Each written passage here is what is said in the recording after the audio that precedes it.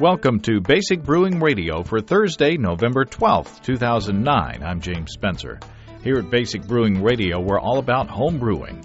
Well, this week we share the results of our second collaborative experiment with Brew Your Own Magazine. Does varying the amount of yeast pitched into a batch of homebrew affect the beer? And if so, how? Well, if you're new to home brewing or would like to get into the hobby for the first time, check out our website, basicbrewing.com, where you can find archives of our audio and video podcasts and our DVDs to walk you through basic and more advanced brewing techniques. You can follow me on Twitter. My username is Basic Brewing, all one word. You can find me on Facebook at facebook.com/basicbrewing.james, and you can find our show page on facebook.com/basicbrewing. And fans of the show get updates when shows are updated and such. Thanks again to everybody clicking on the Amazon.com associate link on our basicbrewing.com site. Whenever you think of Amazon shopping, especially during this holiday season, think of us and click on our associate link first. It won't cost you any extra when you do so, and you'll be helping us bring you this show, and we appreciate your support. We also have associate links for Brew Your Own Magazine and the American Homebrewers Association on our site, too. I want to quickly get to the main part of the show, but I want to remind you that our 2010 Brewers Logbooks are out there on our shop, suitable for setting under the tree, and our new Reinheitsgebot is a four-letter word shirts are there, too. Speaking of those shirts, I got a letter from Thomas in Denmark who said, "I don't get the joke. What four-letter word?" Well, I guess I didn't take into account cultural differences when we designed the shirt. In the States, and I guess elsewhere for that matter, many words that are considered profanity are four-lettered, like sh, f, k, and so on. So when you say something is a four-letter word, you're saying it's a dirty word, essentially. So in my mind, the spirit of Reinheitsgebot, which was to limit the ingredients that brewers could use and therefore, in a way, limit their creativity, was a profanity. So there you go. That's the joke. It's not a particular four-letter word. It's just the concept. It's more of a conversation starter more than anything else, and kind of an inside joke. If somebody looks at your shirt and laughs at it, you know that they're a brewer or beer lover. But thanks for the note, Thomas, and I hope that clears things up. But now let's go on to the evaluation of the results of our second collaborative experiment with Brew Your Own Magazine. We've been trying to get together earlier than this, but because of scheduling challenges, it's been a while. It's taken us a while to get together. But I hope it will be worth the wait. Let's go into the studio with Chris Colby, Andy Sparks, and Mark Smith. Well, Chris Colby, welcome back to Basic Brewing Radio. Hello, James. Also, welcome back, Andy Sparks. Hey, James. Good to be here.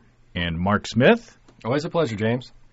And we are here to experiment, and the kinds of experiments that I like to do, which involves drinking some beers. So what are we up to here, Chris? Explain.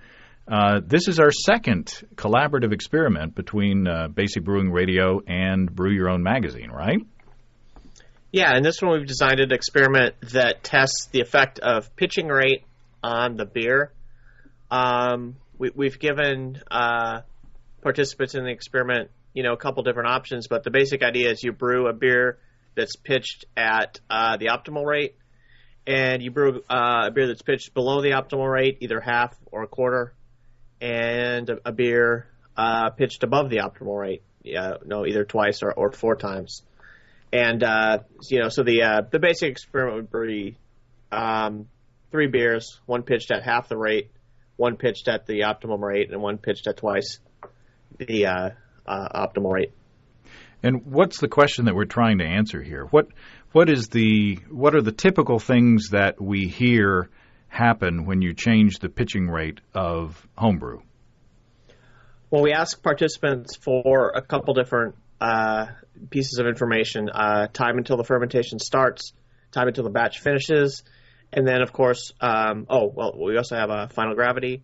And then, of course, we're also going to be doing a taste test today to see the flavor effects on the beer. One thing you hear about underpitching and overpitching is that supposedly you pitch more beer, and up to a point the beer becomes cleaner, but there's supposedly a sort of cliff you go over, and suddenly the beer picks up a character called yeast bite, which is a sort of hard to define character, but one of those things that people say they know when they taste it. And so we are using Jamil Zainashev's yeast pitching rate calculator, mainly because it is universally acceptable, or not universally acceptable, but universally found. Available. That's the word. Thank you very much. Darn Sierra Nevada Celebration Ale. But there are other applications and such as that are out there, but the pitch rate calculator at MrMalty.com is readily accessible to everybody. So we put the parameters of the experiment out on the web and asked people to take part. And one of the participants is here with us, Mark Smith, who did the only lager. Really? Only lager? Yeah. Oh, well, it'll be interesting then. You get an A+ for effort, at least. Well, I do love my lagers, so. So we actually got 4 other participants who sent us in data, and we will be going over their data later.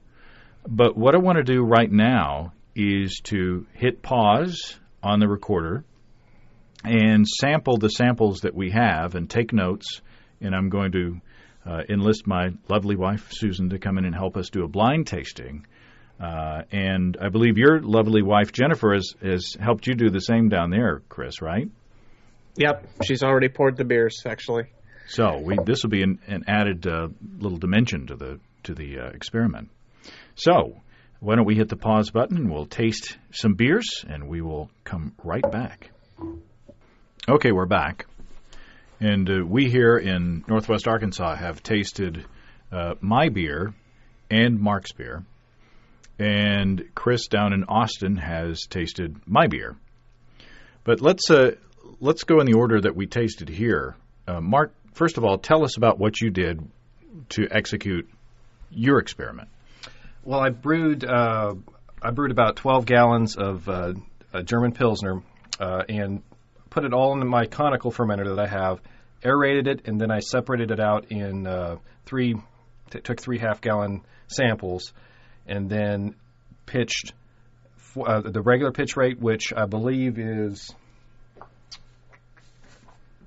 2 grams for a half gallon, and the 4 times pitch rate, which was 8 grams, and then I did a quarter pitch rate, which was half a gram.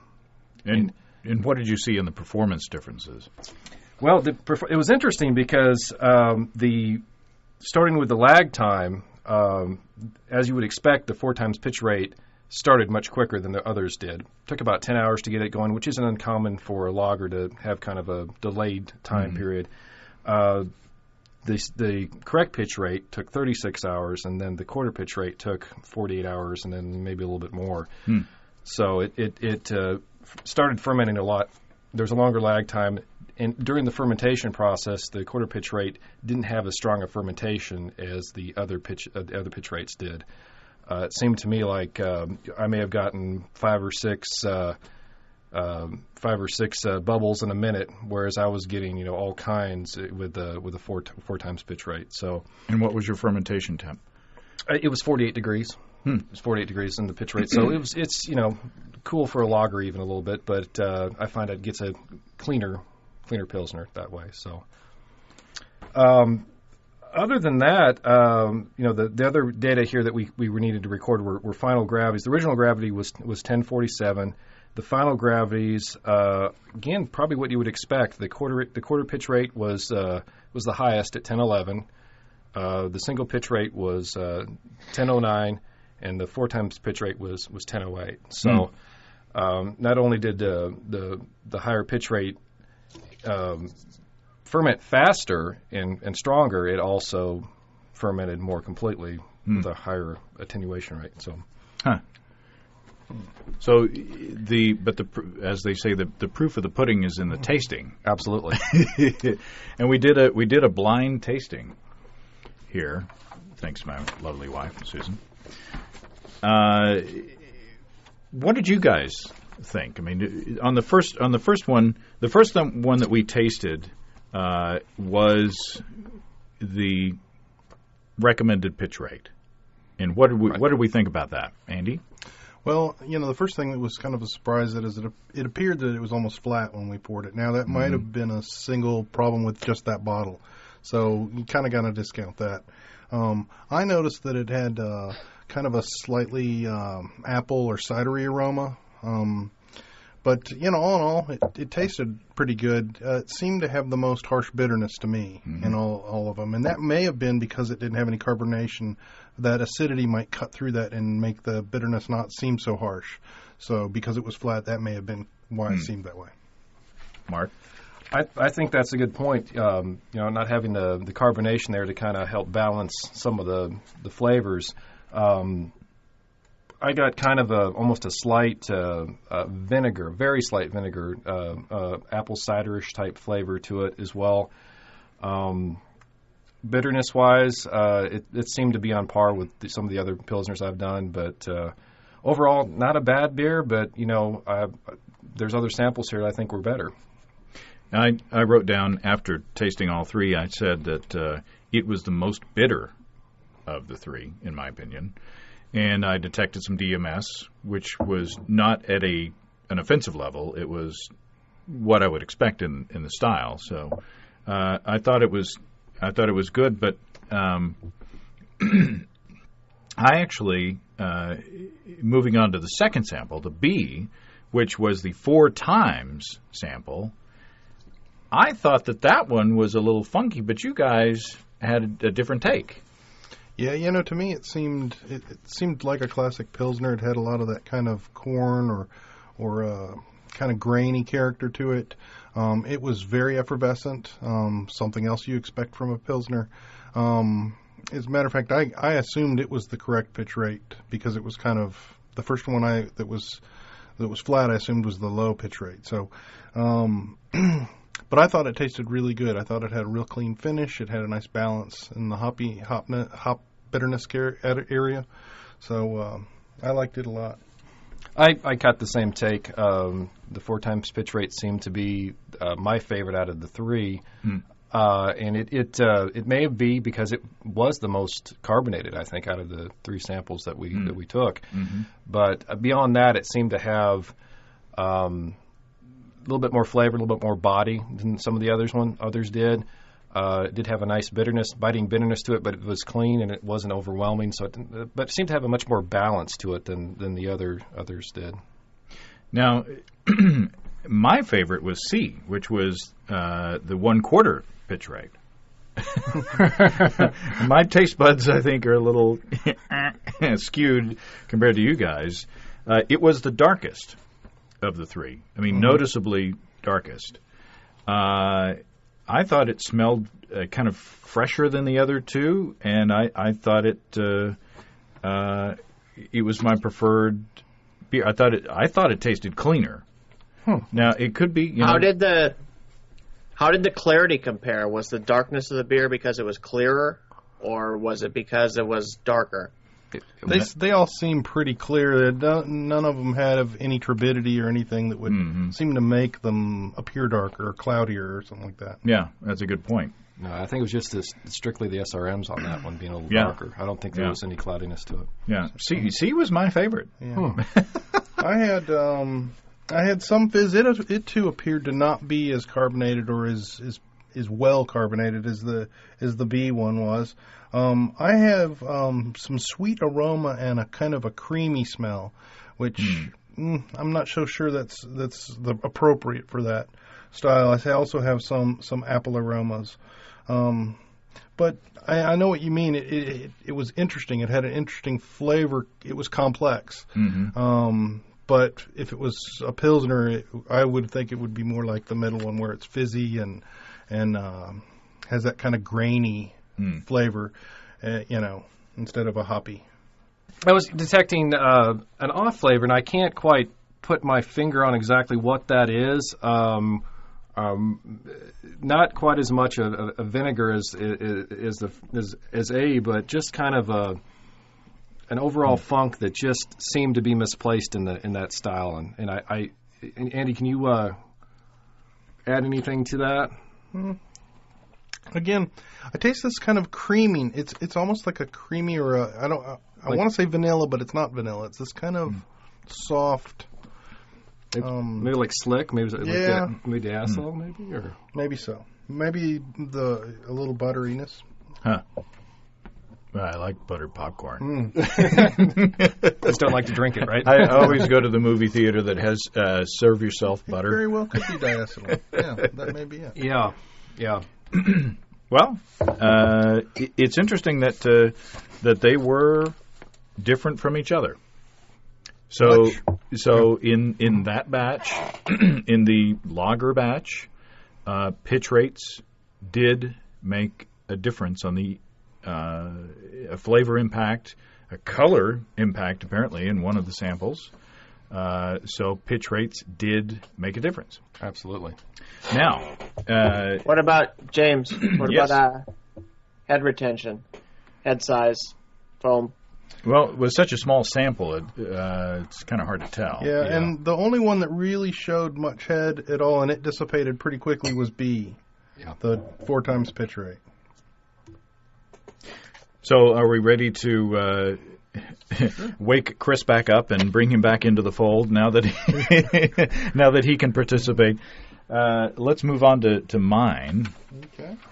Now, what I did was what I'm calling a barley wine. I guess it would fit within the style. It started out with an original gravity of 1079, and what I did was I brewed 6 gallons, and I split it up into 3 2-gallon batches. And in one, I pitched the recommended rate, which was 6 grams of US 05. In another, I pitched 2 grams because my scale doesn't have fractions of a gram, so I went 1/3. And then I did 4 times, which is 24 grams. And the final gravity wound up to be the same on all 3. Wound up at 1015, which I thought was a bit interesting. But I, like you, I saw a similar, not the same time frame, but obviously the one that was pitched at 24 grams, the airlock was moving within just a few hours of pitching. The 6 grams, the airlock started moving, a few hours after that. And it wasn't until the next day that I saw any kind of activity on the 2 gram. And then they had similar scales in the length of fermentation time and the amount of activity. I was amazed at all that 2 grams of yeast in 2 gallons of barley wine would do anything at all. But it seemed to be fairly happy. By here, they were basically on par with each other. Yeah, let's see, I brewed, I pitched at 1:30 in the afternoon on the 21st, and we went out to dinner, and by the time we got back from dinner at 6:45 that evening, the 24 gram was going. The first sign of life was at 8 o'clock that night with a regular pitch, and by the time I got up the next morning at 7:30 a.m., the 2 grams was going, I got a bubble every 12 seconds. Now, that's not the best way to gauge, yeast activity, but it's the easiest way, and that's what I did. So, so by the end of, 2 days later, the 24 grams was done. The next day, 3 days later, the 6 grams was pretty much done. And then it wasn't until 5 days later that the 2 grams was done. Wow. So, quite a difference in activity. But, and I was shocked again they were at the same final gravity. So we again, Susan came in and mixed up the bottles, and coincidentally, she mixed them up randomly so that they were in the same order. We tasted the normal pitch rate first, the over pitch, and then the under pitch. So, what did you guys think of sample A, which was the 6 grams, the normal pitch rate? Well, my first impression with it was it had a really nice, pretty hop aroma. It had a kind of a slightly malty smell. As I went through them, it had the most pleasant aroma. So I found the same experience that it had a great citrus hop aroma to it. Just smelled delicious. Very clean. Didn't detect any off flavors at all in the flavor. Again, a clean bitterness. I don't think there was quite as much malt in this one as some of the others, it seems like, but it worked really well. I mean, overall, it was a very, very, very good beer overall, and I couldn't find anything that would say otherwise. So, what about you, Chris? What did you come up with for the normal pitch rate? The exact opposite. I don't know. This one I thought had a vegetal smell in it. I thought of the 3. It had the hottest smell, like there was fusel oils. And I also thought, of the 3, it was like, of body-wise, I thought it was intermediate between the 2. And body-wise, knowing now, I mean, I did the tasting blind, but what I would have expected and what was true was flipped.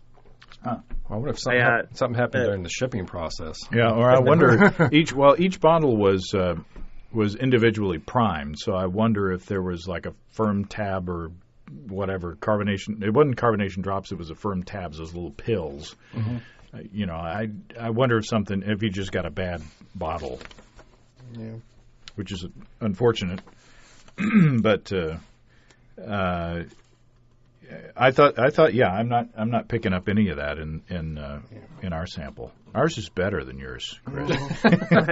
We saved the good one for us. Of the 3, the underpitch, the normal pitch, and the overpitch, do you detect fusel oils in any of them, like the hot nail polish? That kind of. Hot nail polish. Hot nail polish, yummy. Yeah. Maybe in the B. I think maybe in the C is what I would think, but you're saying maybe in the B? Which one is your C? That is the third. The 1/3. 1/3 pitch rate. Yeah, the underpitched. Underpitched, yes. Yeah, it's weird. I'm getting a little bit of appley stuff in the underpitch, but yeah, I had the same thing, kind of a fruity ester. Yeah. It seemed to be much less bitter too. The C, It had a lot less hop bitterness, a lot less hop aroma, just all around, which is very interesting.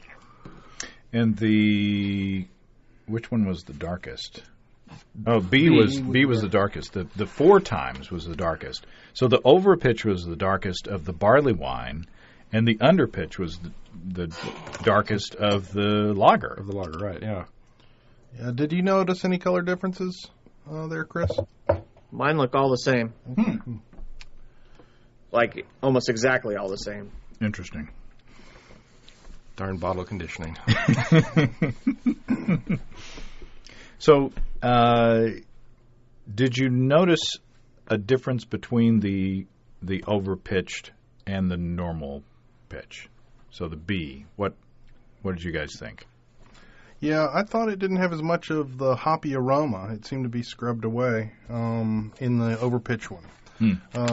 Let's see what my other notes. Some malty sweetness, clean, no off flavors.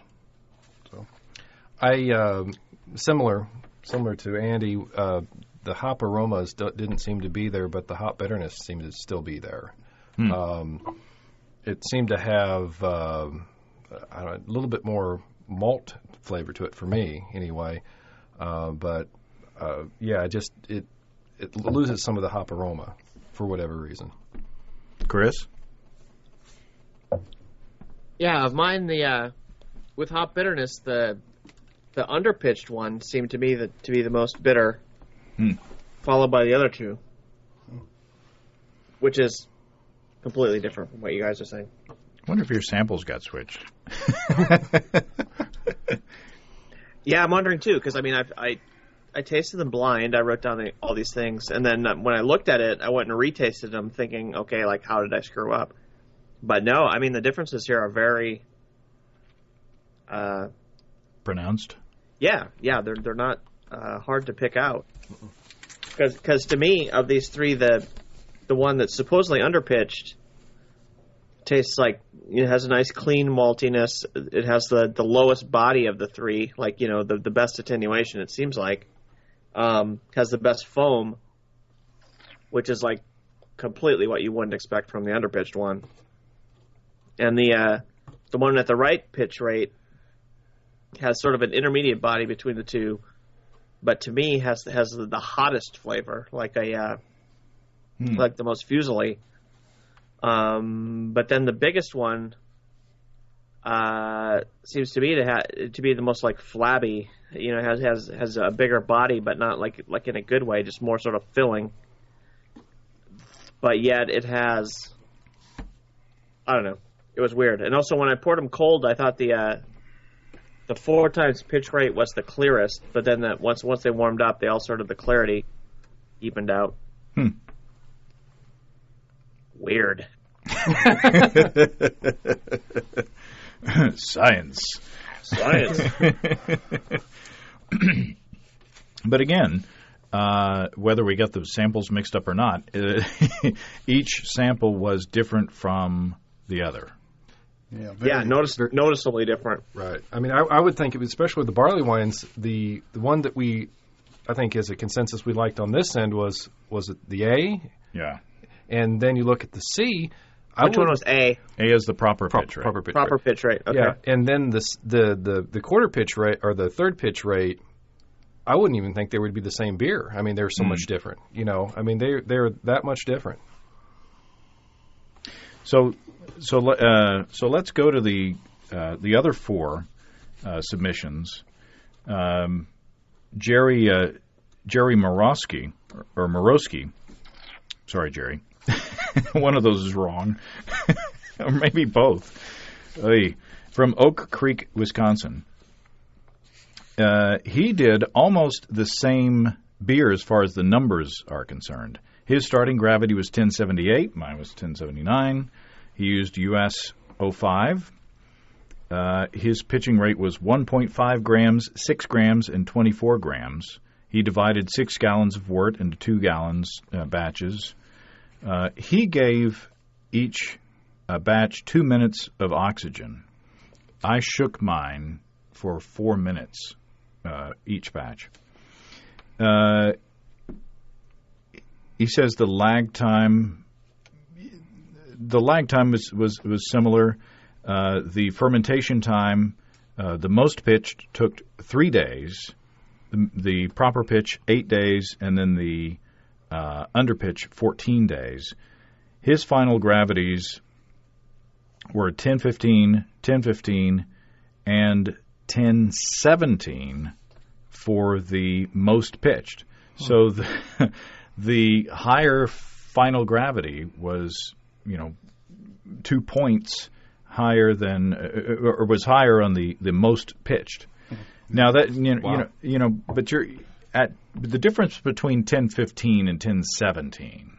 Not much. You're splitting hairs there, right? I mean, that's pretty small. A pretty small difference. So plus, you're dealing with a biological, phenomenon. You've got a biological organism doing this in a small volume, so you have to expect some variation in Right. It's hard. In performance. It's hard to herd yeast. I've heard of yeast. I mean, even the brewers who make a billion gallons a year or whatever, they have their pitching rate, their oxygenation rate, they have that down to a science. But yet every batch of theirs turns out slightly different, and they end up blending it to get their product the same. Well, I think so. Like on a homebrew scale, if you're, if something's off by 2 gravity points from our expectations, it's not. I don't think that's anything to worry about really. Right. But I think the other thing we have to look at here too is you're dealing with several packages of yeast. I mean, 24 grams, that's at least 2 packages by itself, plus you have other packages to make up. So you're dealing with 3 different packages of yeast. There could be some things going on there. Age differences. Yeah, definitely. Yeah. Good point. So number 1 is the least 1, 2, and 3. We go from least to most. So Jerry says 1 and 2 were very similar in taste and character. 3 has a biting, bitter quality to it. 3 did heat up to 74 degrees with all that yeast going nuts. Perhaps some fusel alcohols were produced. So that's an issue. If all the biological activity in there heats up your beer as it's fermenting, that could potentially cause some flavor differences. Number 1 showed little churning action of the wort during fermentation. 2 and 3 showed the typical yeast churning action of the wort. Obviously, 3 was the most active. Not much. I asked what did you smell between the 3? He says not much noted between 1 and 2. 3 had a slightly stronger fruity estery quality to it. Again, I think some fusel alcohols were involved with such a rapid fermentation. Typically, it's said that the fruity estery smells or characteristics are with underpitching, right? Right. So, but those are hard to discriminate between versus fusel alcohol smells. They're hard to. They're similar smells, and you can confuse them. Adam Ross from Davenport, Iowa, did an American Pale Ale, starting gravity of 1056, SAF Ale USO5. He brewed a 3-gallon batch and split the wort into 3 1-gallon batches. He was not sure on the lag time. I brewed late in the evening, and all of them were bubbling by morning, so less than 8 hours of lag time. So I said, what's the fermentation time of each batch? From lowest to highest. So 6 days for the lowest pitched, 4 days for the proper pitching, and then 3.5 days for over pitching. What was the final gravity? So he went from 1056 to 1005, 1007, and 1009. Wow. So that's backwards. And Adam says, these were not the numbers I expected, so I checked them again, and they came up the same. Fermentation happened as I expected it would. The 8-gram took off the fastest and finished soonest. The 2-gram followed soon after, and the half a gram took forever and never really seemed to flock out completely. I was surprised how clear the finished wort of the 8 grams was. I figured it cleared out much faster and much more than most of the beers I brew. Just like the first experiment, he participated in the first. He did a blind tasting and even covered his eyes because he figured he would be able to see the difference. Tasting the difference was no trouble. The 8-gram had a bigger mouthfeel, more carbonation, even though I used carbonation drops in all bottles, and a definite bready, yeasty flavor, to the point that it didn't really fit into the APA style. Now, these beers that we tasted tonight, they've been aging. They got some age on them, a few weeks in the bottle, so I wonder if some of the bready, yeasty stuff might have settled out by this time. That's one variable that we have that's different. That's different from Adam. the correct beer tasted as it should, with minimal yeast flavor, which let the hops really stand out. It wasn't as complicated as the overpitched beer, but that's a good thing, he says. The underpitched beer was weak, thin, undercarbonated, and even watery. I didn't like it one bit, to the point of me declaring it undrinkable, which is a pretty harsh sentence in my household. The 8-gram beer was brilliantly clear. It looked like I had either let it age in secondary for weeks and used a fining agent, even though I didn't. The 2-gram beer was a little hazy, but mostly clear. The underpitched beer was about the same color, but incredibly hazy, which is interesting. Intuitively, you'd think the beer that with the most yeast would be the cloudiest, but maybe not.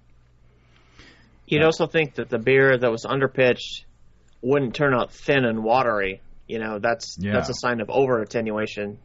And with lower pitching rates, you'd expect under attenuation. You'd expect it to be more thick and cloying than thin, watery, and flavorless. He said the smell was another dead giveaway. The 8-gram smell very yeasty. It punches you in the face and says, "Hey, I'm Safale USO5." The 2-gram beer had almost no aroma. The underpitched beer had minimal aroma. So, interesting. It's kind of counterintuitive that the beer that was pitched the most had the least attenuation. John Shubik. Brewed from Bloomington, Illinois. Brewed an IPA. James. Yes, sir. One possibility on if the underpitched beer had the highest attenuation and the lowers didn't, one possibility is that contamination took hold on the underpitched beers and lowered both the final gravity and the sort of body of it. That's interesting. Yeah. Well, I don't know what the attenuation percentage was on that beer, but to go from 56 to 5, that's huge. That's probably, was it close to 90 or over 90% attenuation? That's right in there. Yeah, that's really attenuated. That's a good point. And using the SAF ale as much as I have, I think maybe 80% is about as much as I've gotten out of it. So I don't know. That could be very, very true. So John his starting gravity was 1065. Similar effects of the lag time and the fermentation time. He did 2 batches. He did half the rate and 2 times the rate. So he didn't do a proper pitch rate. The underpitch finished at 1011. The overpitching finished at 1009. So that's more along the lines of what we might expect. The beer pitched at underpitched tasted a little hotter as an alcohol. The beer's definitely yet subtly different. I do prefer the beer pitched at 2 times. I would say that 2 times the overpitched beer tastes cleaner and more pleasant to drink, though neither beer would I say is bad. So neither one is bad in this experiment for John. Interesting to note that the underpitched beer tastes more of alcohol than the overpitched beer, even though it finished slightly higher in gravity. The beer pitched at 2 times the rate has more clarity than the beer pitched at half the rate, so that's consistent with what we've heard before. The beer pitched at 2 times the rate seems to be slightly more aromatic with a little more citrus and malt in the nose. And again, this is an IPA. And then, last one. Timothy Harris of Silverdale, Washington, did an English Pale Ale, an ordinary bitter, with a starting gravity of 1032, so this is a session beer. He used Yeast 1968, the London ESB, and he actually did a starter and then pitched measured portions of that starter. So he's the only one, I guess, that didn't use dry yeast. Again, similar lag times and fermentation time differences. He started at 10:32. All three of his beers ended at 10:09. Except for the difference in volumes and the carboy and lag times, all three samples appeared similar. A thin, frothy layer formed on the surface of the beer, followed by activity in the airlock. All three were drinkable beers. I would definitely drink more than one. The whole point of a session beer, he says. Feedback I got from others indicated the same. There were subtle flavor differences. Most tasters could tell that there was something different between the samples.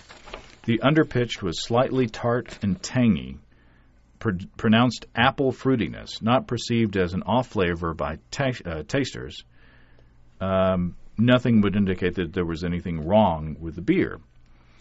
The normal pitching rate tasted like beer. Any fruitiness was associated with the malt or hop balance. While not detected by other testers, I felt that there may have been the slightest hint of apple in this one, too, but nothing out of character in an English ale. And then the overpitch had a slightly bready aroma, smoother, less detectable hop bitterness, slightly nutty character. There were definite taste perceptual differences between each of the three test samples. That being said, all the beer is gone. The three tasters cleaned me out, even if it was just a 1-gallon batch of each. So that makes a certain amount of sense. I mean, the underpitched one, a little bit of tanginess might be a slight lactic contamination. Like not to the point that the beer is actually sour, but just actually has a little bit of a spritz to it. And, the breadiness in the overpitched one is just yeast. You could at least make that argument, whether it's true or not. So,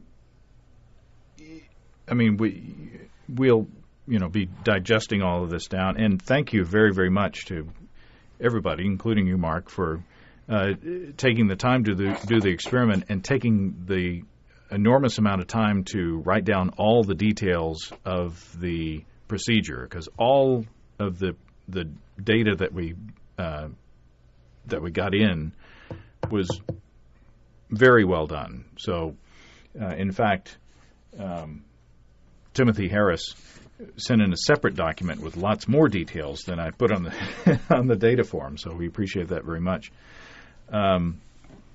But is there a bottom line that we can come to? Is there something that we can sum this up, Chris?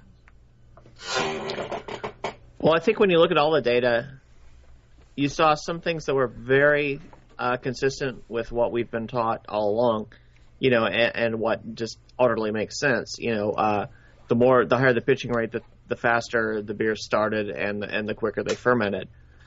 Beyond that, though, when you got to the tasting results, you got to a lot of things that really didn't sort of match up with reality. And, there might be a variety of reasons for that. I mean, like one thing that came out when I was reading the results was that a couple of the brewers mentioned that the higher pitch rates may have fermented hotter and may have led to fusel oils.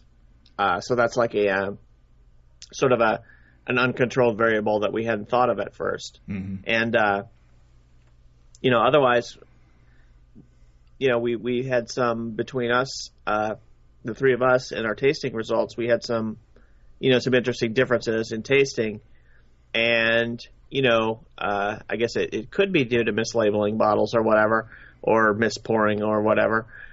But on the other hand, people's taste buds differ, people's impressions differ, and yeast are biological organisms and don't necessarily perform like machines. So it's interesting compared to our first experiment where we got, I would say, extraordinarily clear-cut results. On this one, there's a little bit more, especially when you get to the tasting, there's a little bit more gray area here. Mm-hmm. And that might be, it might be experimental error, or it might be just the fact that you're dealing with a biological process, and there's variation there that at our scale we can't control. Yeah, there was another variable that you didn't mention, and that's final gravity. Mm-hmm. I was thinking at the beginning of this experiment that something as objectively measured as that would be consistent across the samples, but even that was not consistent. Yeah, and I think there's one interesting thing about the final gravities is that the sort of big uncontrolled variable there is contamination. If you're talking about uncontaminated beers, you would expect the higher the pitching rate, the lower the final gravity. But when you throw in contamination, you'd expect just the opposite. Mm-hmm. In a lower pitched beer, a lower pitching rate beer, there's more of a chance for contaminating organisms to take hold and to lower the final gravity. So there's that's just a uncontrolled variable thrown in the mix, which and especially given that on at least one of the beers they described the least pitched beer as the most tart or zingy or whatever. We have to consider that might have played a role. Yeah, I was just thinking that it may be that on some of these, the bigger or the higher pitch rate beers where we have thrown a lot of yeast at it, and it basically it'll bloom a whole bunch of yeast really fast.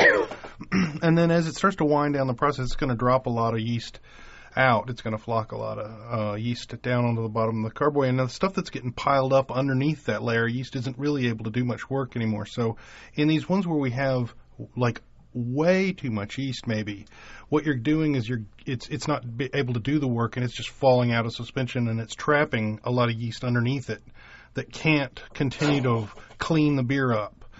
That may be one thing. And again, it's tough because we're trying to taste this. Taste is obviously very subjective.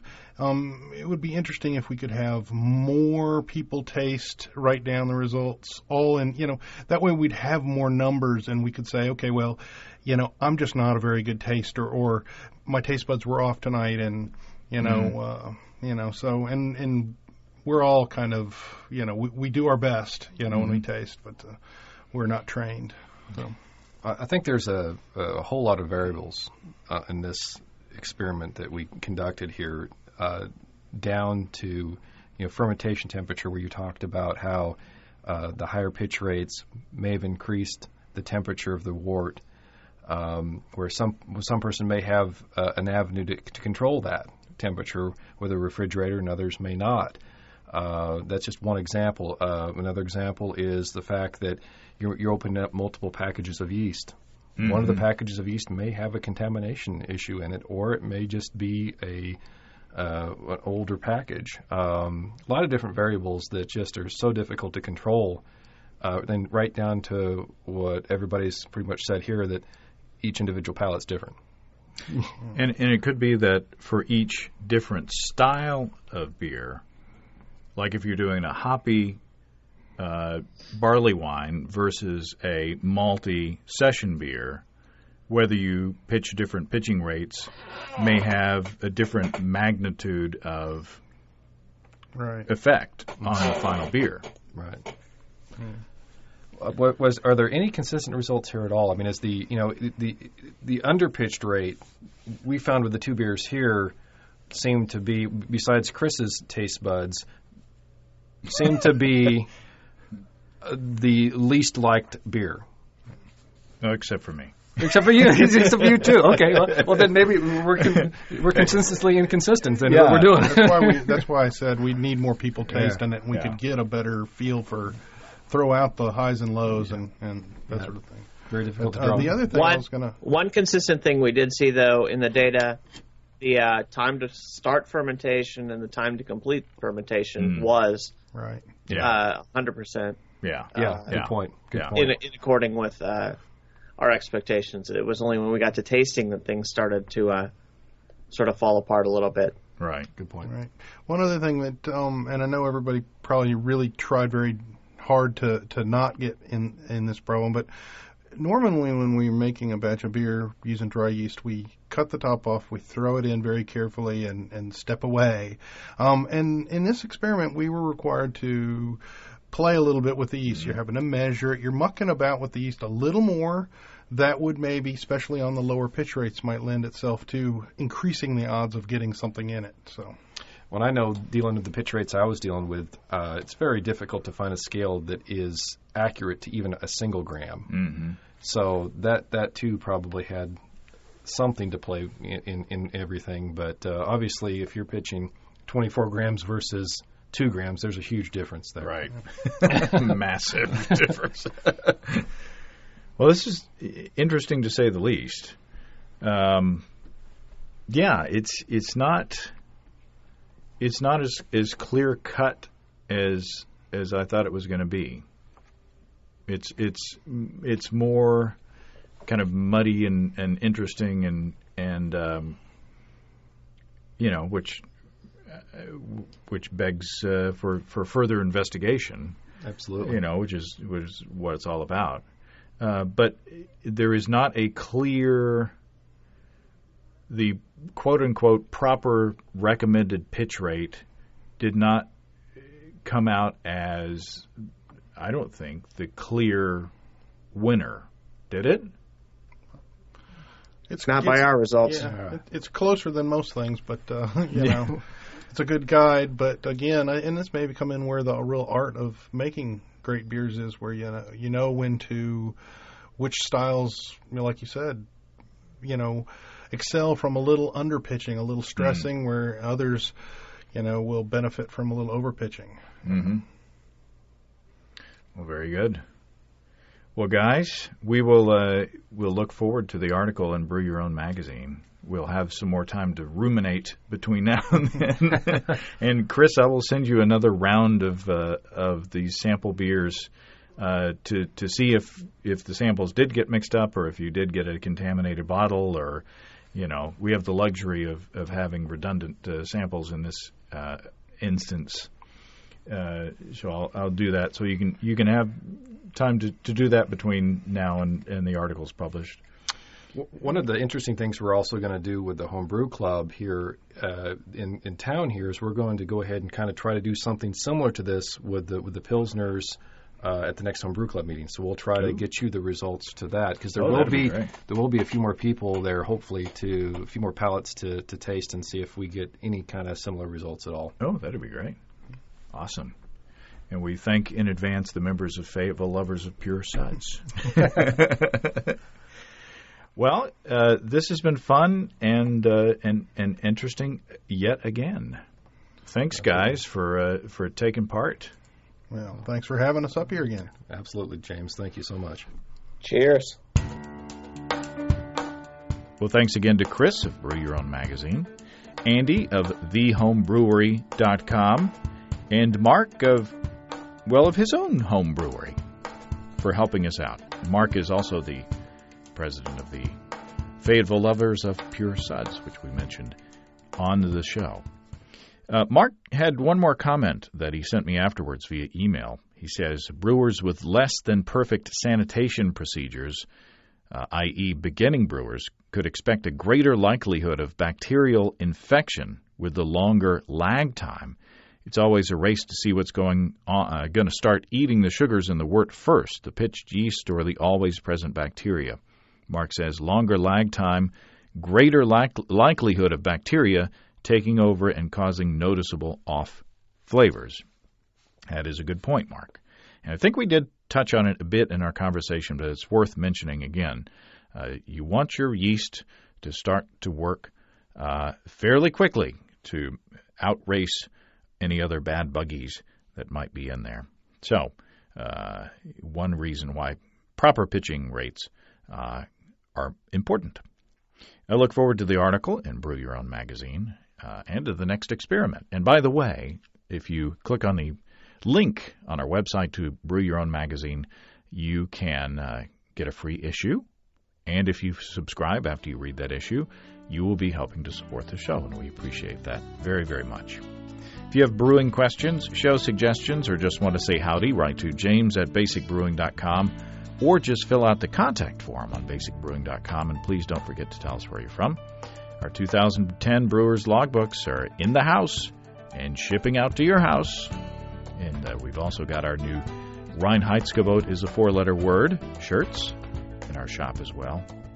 Along with our DVDs, Introduction to Extract Home Brewing, Stepping into All Grain, Low-Tech Lagering and Decoction Mashing, and Introduction to Wine Kits. We've got combo deals to save you a couple of bucks, and you can see a listing of the fine folks across the country who sell our DVDs on basicbrewing.com.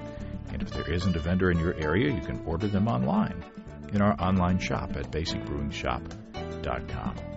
Thanks to everybody who's continued to click on our Amazon.com link. We appreciate the support there.